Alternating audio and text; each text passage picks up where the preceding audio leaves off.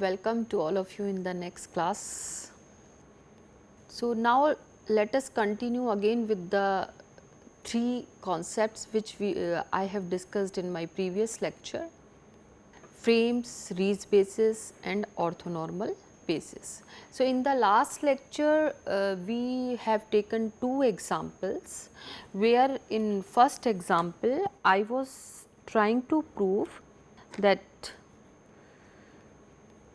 Vkx is given orthonormal basis, then Vkx by k, where k belongs to index set n, will not form a Riesz basis.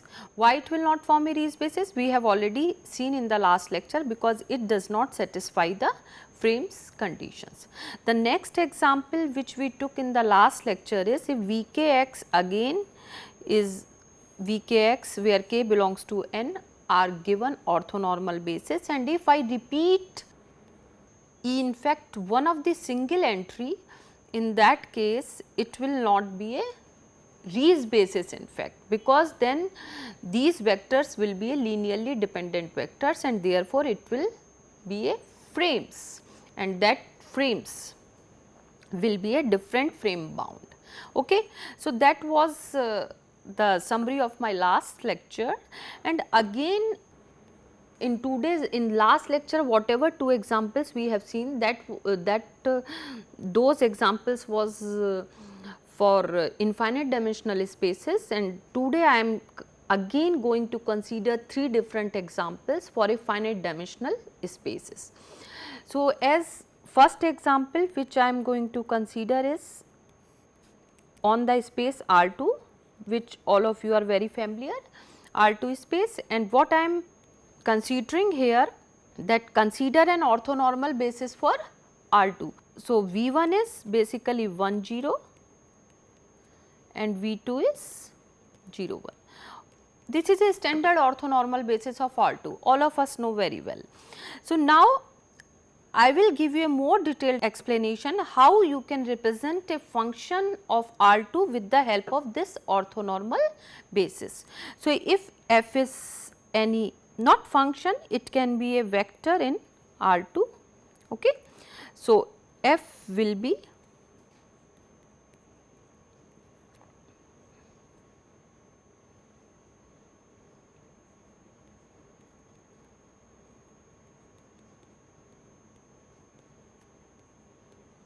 okay, or basically we can write this way,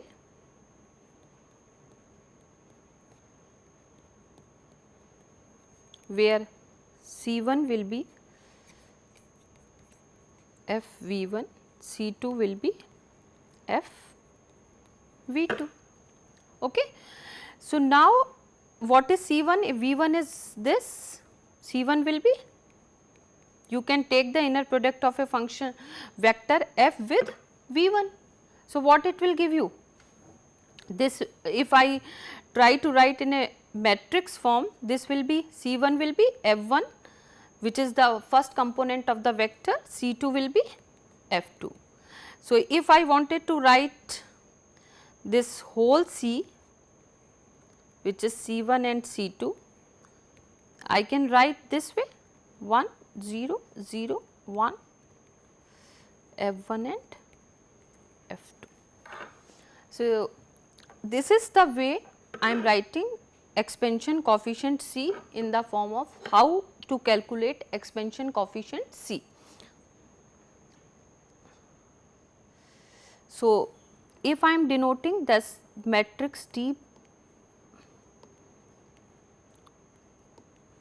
then I can write C is equal to T F. Okay.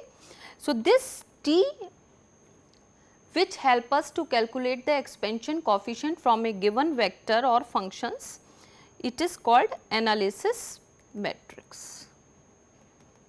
Analysis matrix.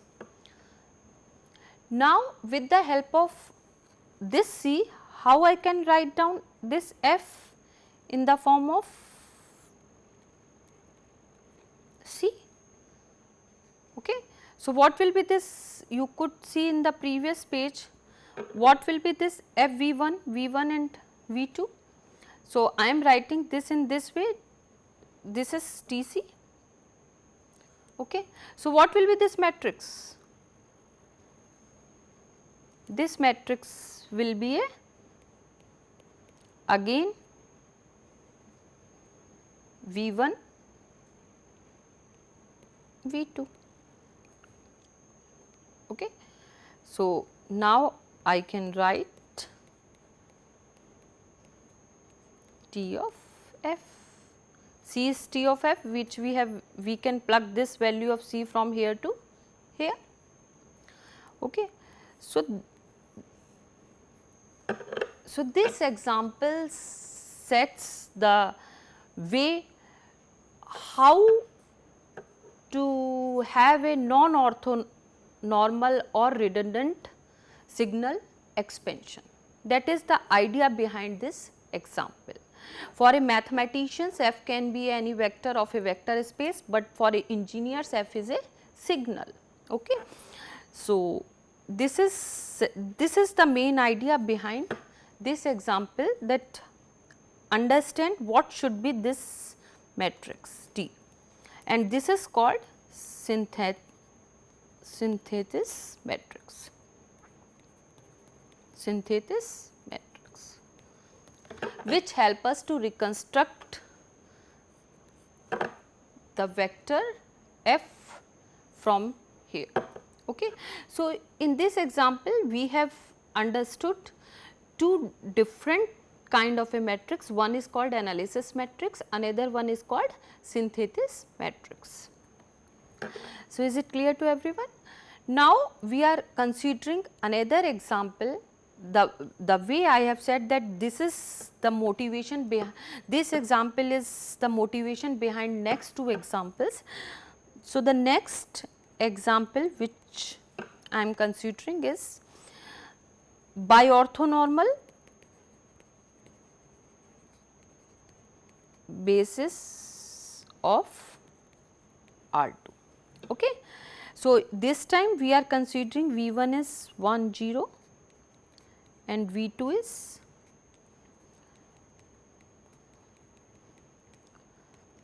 okay. V1 is this, V2 is this. So, of course, can you tell me whether this will be a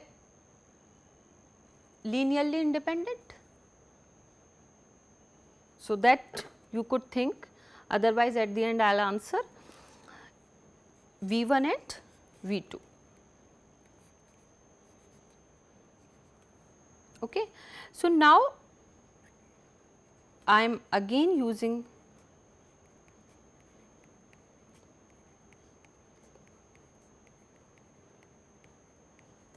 this expression.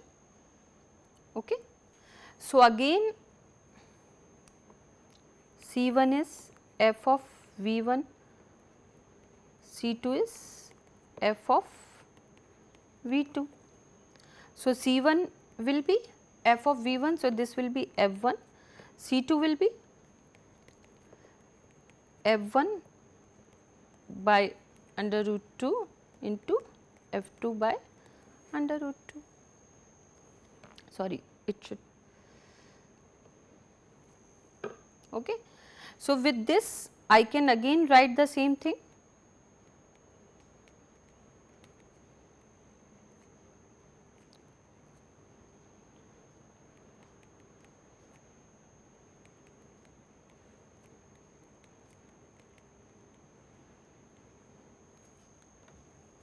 So, this time this will be my analysis matrix T.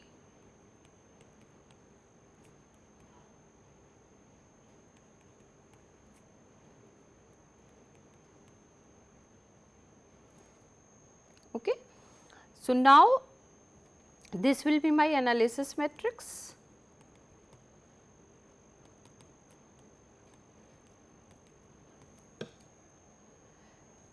And now to reconstruct f from this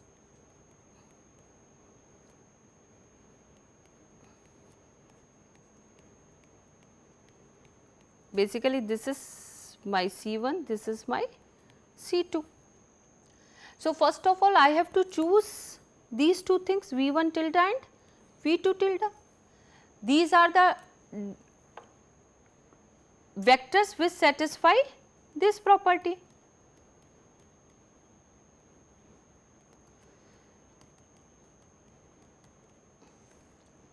Okay, so what are the choices of Vk and Vk dash we can have?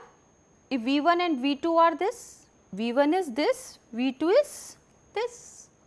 So, now we are choosing V1 tilde. So, now we are choosing V1 is 1 into minus 1 and V2 is this. So, of course, you could check what will be this.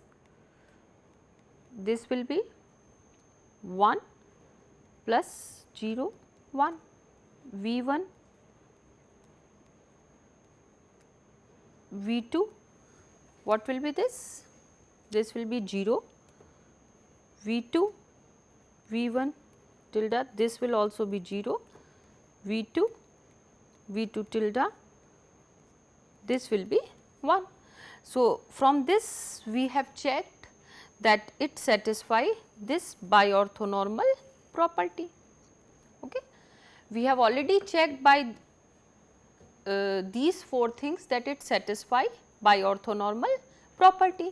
So, with this I am writing F this. I can always write this expansion in this way. Okay. So, what will be this value? This matrix, as we have said that this is an analysis matrix and this is a synthesis matrix. So, what will be this value? This value will be 1 minus 1 0 under root 2. Okay. And you could check that the multiplication of these two matrix, analysis matrix and synthesis matrix, should be equal to the identity matrix. So, it means that this synthesis matrix is a left inverse of the matrix T. Okay. So, this is a left inverse of a matrix T. Basically, T transpose should be equal to I. So, this time we started with non-orthonormal vectors, but still we ended up with this relation. So, this is the idea behind biorthonormal basis for R2. Similarly, I can also use this expression.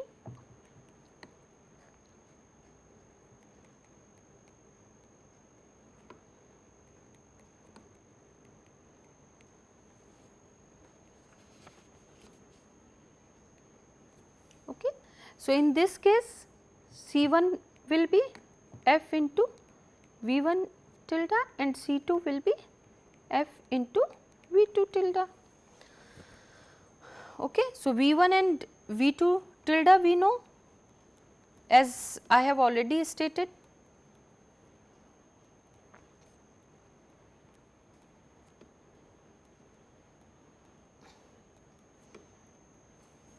Okay. So, what will be C1?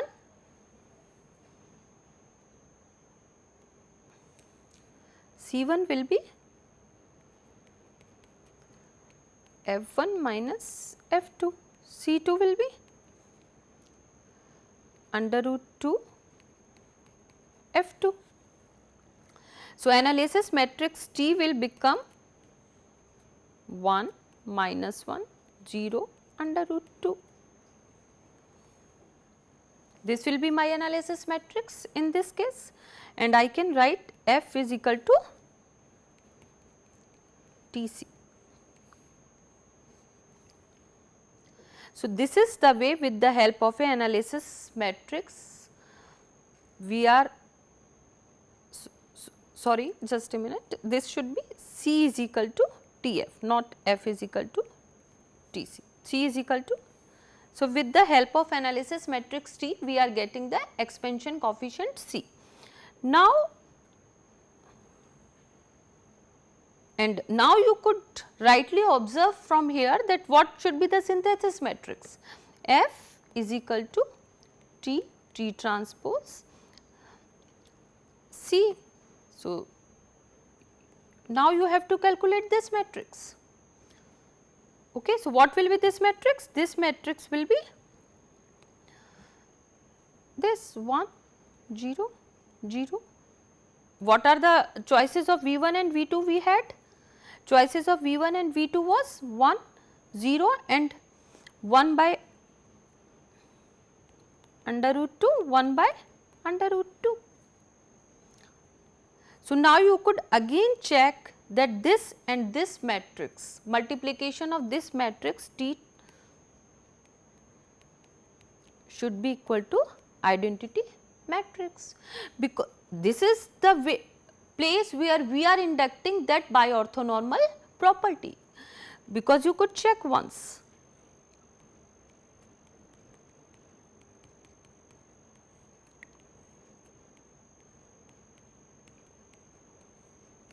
Will be equal to 1,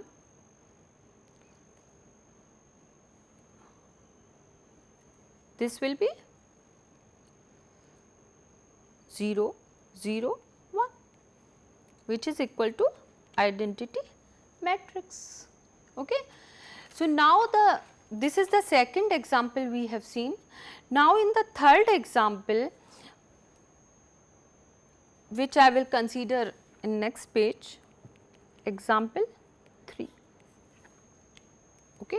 So, this time we are considering V1 is 1 0, V2 is 0 1, V3 is 1 minus 1 transpose. Okay. So, V1 and V2 are Li set, and if I have added V3 also in R2, anyone can make out that this will be a set linearly dependent vectors, because in R2 more than 2 vectors will always form a linearly dependent set of a vectors. Okay, so, now we know these are V1, V2, V3 are linearly dependent vectors. Now, we will see how to expand a element of a vector f belongs to R2. Okay. So, again there are two ways.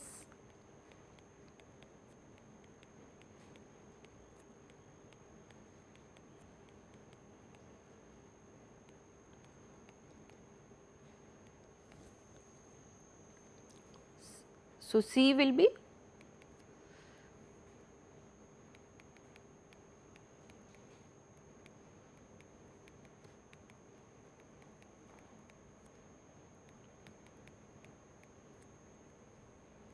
equal to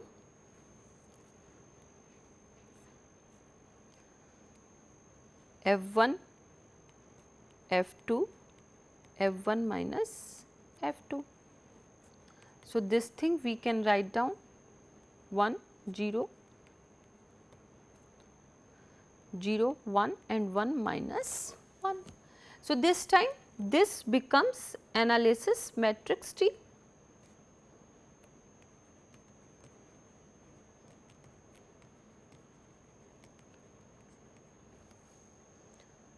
Now, you tell me what can be the choices for V1 tilde and V2 tilde, V3 tilde. Because I can always choose this. V1 tilde is V1,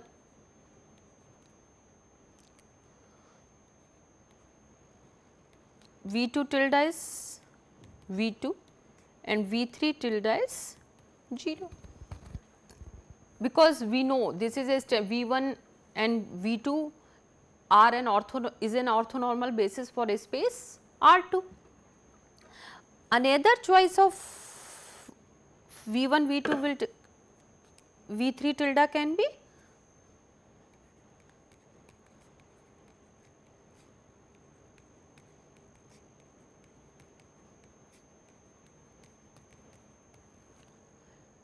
this choice of dual vectors. You can verify yourself that how I have chosen this V1 tilde is 2V1, V2 tilde is V2 minus V1, V3 tilde is V1. This I am leaving it as an exercise, you have to verify yourself. Okay. So, but what is the message you are getting out of this example? That you can choose dual vectors in two different ways, okay? Or in fact, these dual vectors can be chosen in infinitely many ways, okay? And this is supporting my statement which I have given in the last lecture, that dual basically frames are linearly dependent vectors which increases the robustness to the noise, because here I can reconstruct my function in many ways. I have a freedom to choose these dual vectors, okay, which is basically it means I have a design freedom. I can choose f in multiple ways. You could say it is design freedom, you could say it adds robustness to the noise, whatever way you wanted to say, you can say this mathematical things in many ways.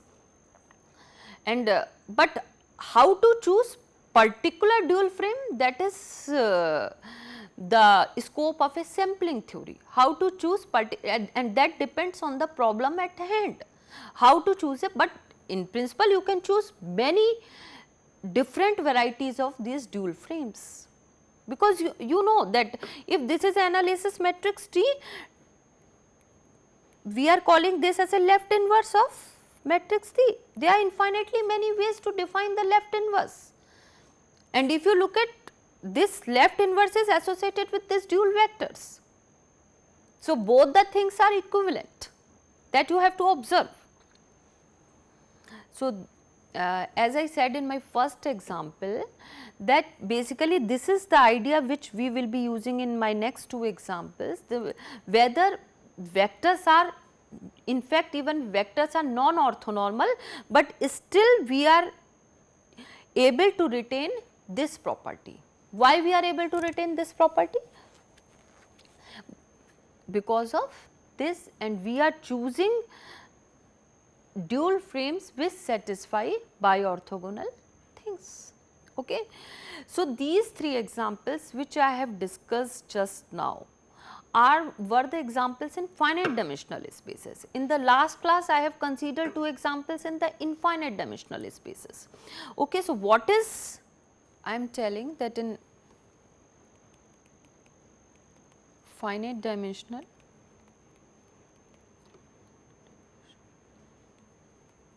spaces and infinite dimensional spaces.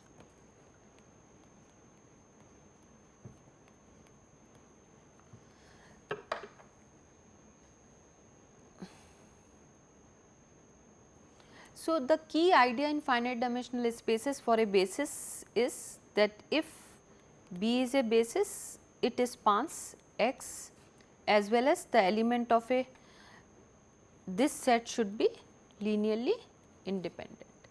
While in this case, we said just spanning is not necessary. Spanning is not the only thing to say that it is a basis. We are adding one more condition, frames conditions. If you remember from my last lecture, we said that Vk will form a Riesz basis if it generate X, it is a linearly independent vectors. Moreover, one extra conditions which we added in the last lecture was frames conditions. Okay. So, frame condition is must in infinite dimensional, which is why it is saying must, it will that you will see in my next example that will support my statement that otherwise you will not have a stable reconstruction. If you are not putting that frame conditions, you will not get stable reconstruction. While in this case, finite dimensional case, that extra condition is not needed. Linearly independent vectors condition itself guarantee the stable reconstruction. So, for that reason I am taking one example. Suppose f is any element of a Hilbert space H. I am writing this in this way. Okay. Now, what we are doing?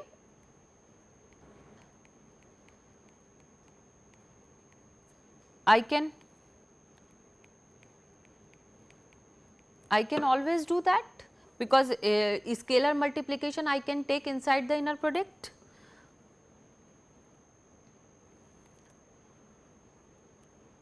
F into gk into k into vkx. Okay. This is my ck. Suppose there is some error in one of the ck for large k, and let us say that error is in Cm when k is equal to m. I am continuing here. Okay. So, if there, what kind of error you can have in this? Cm is the exact, but there is some error. That error can be a measurement error, which you can call it as a noise. That error can be a round off error, which you get in the computation. So, means any kind of error can be in Cm tilde. So, if that error happens at any coefficient for a large m, then what will happen? So, then f tilde is basically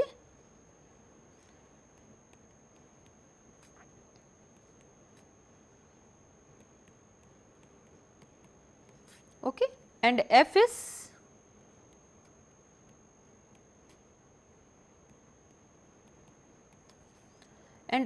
this, f tilde expansion is this. So, if I, what will be this value? This value will become Cm m Vmx minus Cm tilde m Vmx. Okay. So, now if we take norm of that particular Hilbert space,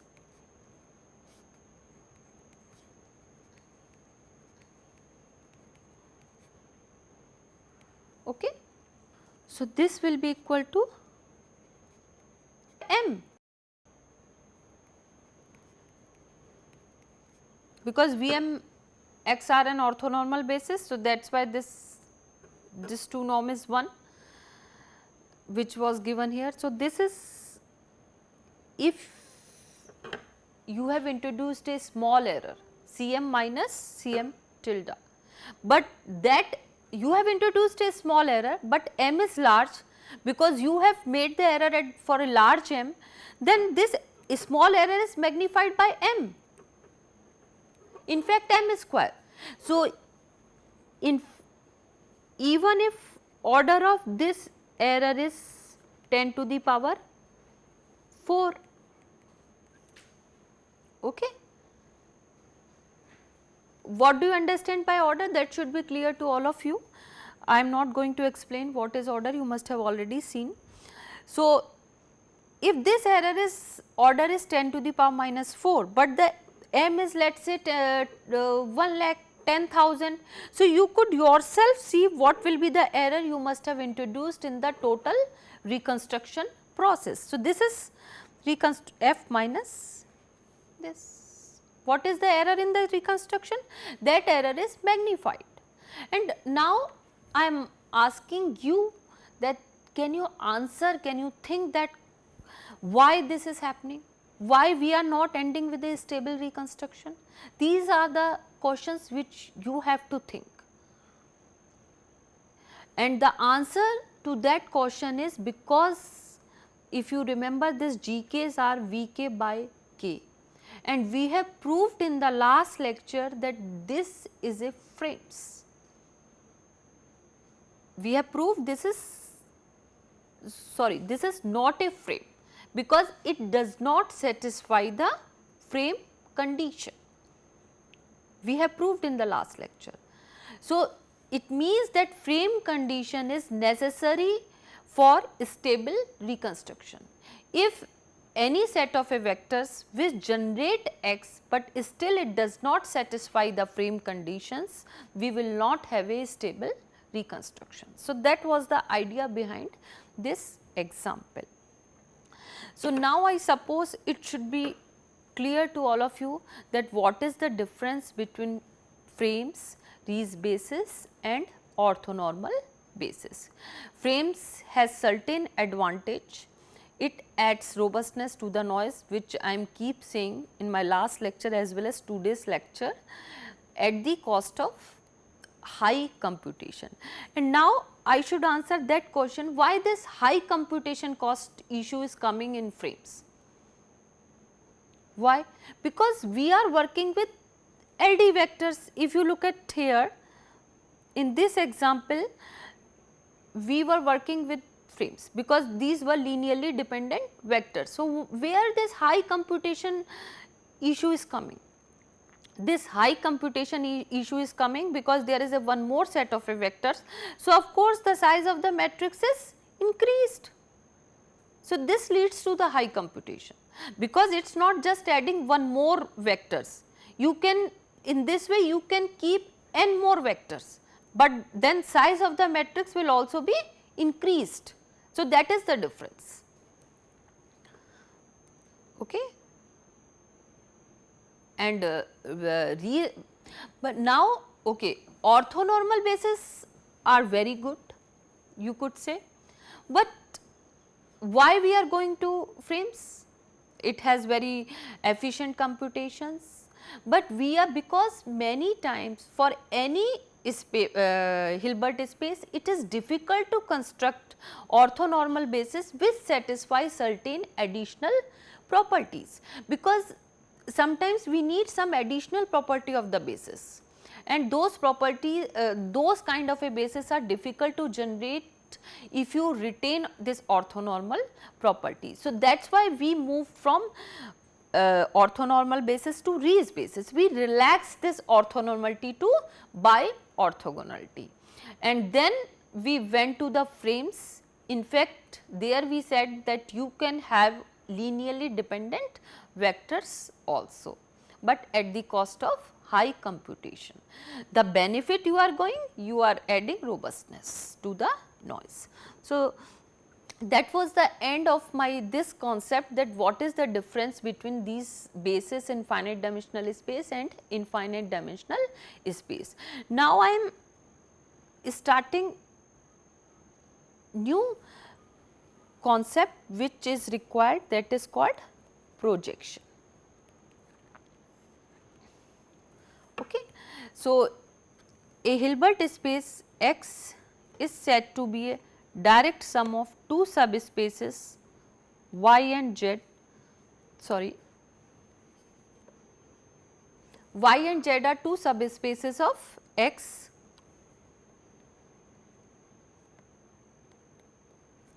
then it will said to be a direct sum if for each X belongs to X, you could write Y plus Z, where Y will belongs to Y and Z will belongs to Z. Moreover, so Y is called the algebraic component of Z and vice versa. Now, if this is, in fact, you do not need to say X is a Hilbert space, X can be only a vector space also to define this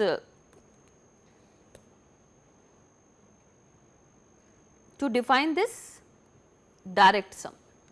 But if X is a Hilbert space,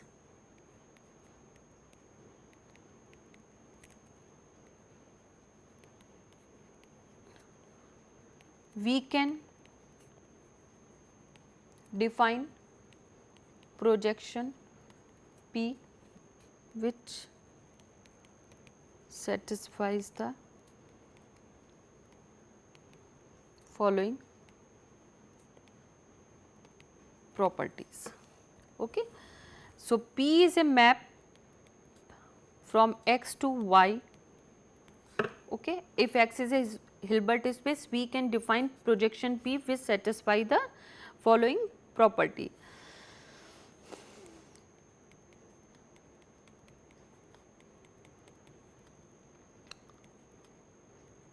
P satisfy this property which is called idempotent matrix. P is a identity matrix on a space Y. It means for all y belongs to y, Py is y. So, I should not write here. Okay. P is a identity, P works like a identity on the space Y, P is idempotent, and if it has a direct sum, then every x you could write this where y is Px. Okay. Y is Px. So, it means z is x minus Px.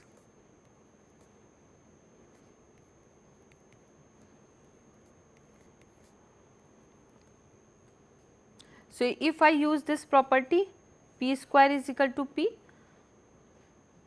what can I write here?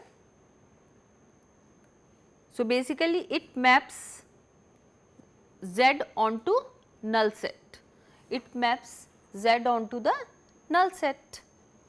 That is what we can deduce from here, because what will be Pz? Pz will be P minus P square x, which is P minus I into x, Px minus x. Okay. So, which will be a Pz will be 0.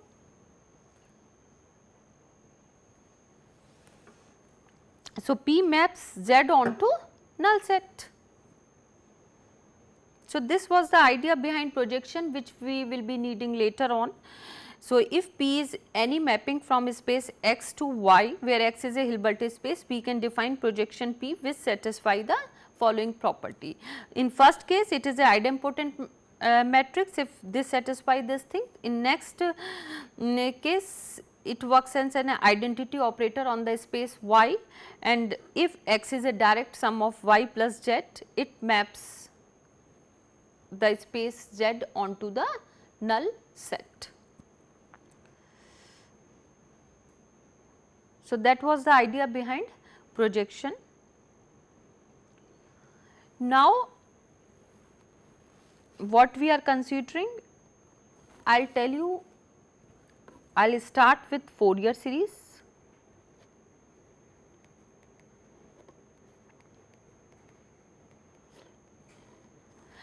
And in this course, I feel you must have already have an idea what is Fourier series, but I am just giving a brief idea so that I can continue with for the wavelet series, because you know wavelet, I have given you a mathematical foundation behind to construct a wavelet.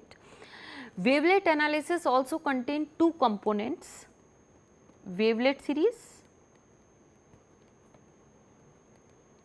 and wavelet transform. Similarly, Fourier analysis also contain two components, Fourier series and Fourier transform. Okay. So, what will be the motivation for my next few lectures? How wavelet series is superior to Fourier series and how wavelet transform is superior to Fourier transform. So, to appreciate the beauty of wavelet series and wavelet transform, you should understand what is Fourier series and Fourier transform, which I feel you must have already studied in this course earlier. But so, to continue with that, first of all, to define a Fourier series, I need the concept of this space. We have already studied, if you remember, L2R spaces. Now, I am saying L2 spaces on the interval 0 to L2L. So, what are those spaces? Let me specify. If f belongs to L2 0 to 2L spaces, means it is a set of all square integrable function which is periodic,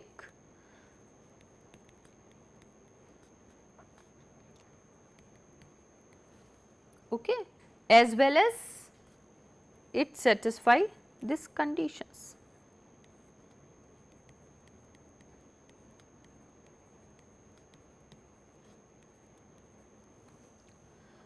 So, this is the meaning of any function which belongs to this space will be a periodic function of period 2L, as well as this property will be satisfied.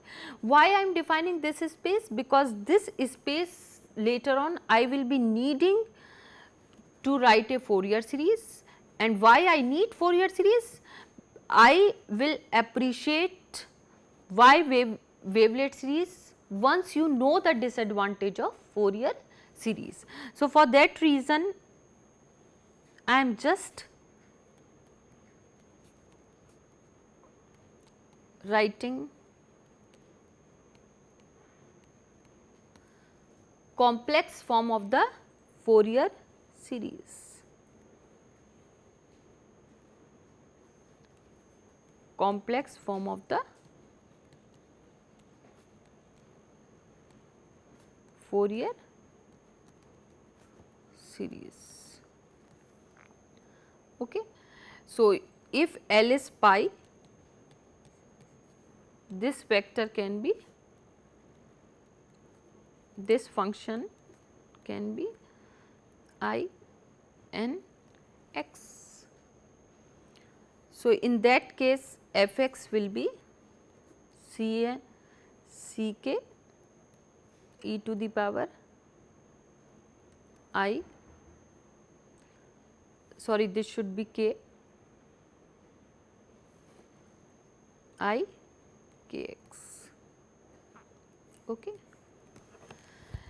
So, in my next lecture I will explain you how you are generating Fourier series, and then the disadvantage of Fourier series, and then I will define Fourier transform, and then I will go step by step in constructing wavelet series and wavelet transform.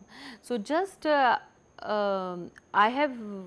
am written one step of the Fourier series which you could look at more carefully, that basically how Fourier series is generating. If you look at the concept, what is the need of Fourier series? Because Fourier series is the series by which you can express any complicated functions in terms of a simple function, because this is a exponential function which can cos kx plus iota sin kx. So, basically any complicated functions can be written in terms of a simple function sin x and cosine x, and many algebraic property, many things you could do in a very easy way over sine and cosine rather than on a complicated function. So, that was the idea why Fourier series we need, that is the motivation behind Fourier series. Okay. And one another thing, Fourier series, when Fourier series was invented when someone was trying to solve a heat equation which is a partial differential equation. It became popular later on for engineers, but how Fourier series is developed? Fourier series was developed for solving a partial differential equations, particularly heat equations. Okay. So, with this statement I am closing my today's lecture, and I will discuss in my next lecture how basically you are generating this Fourier series. So, thank you very much.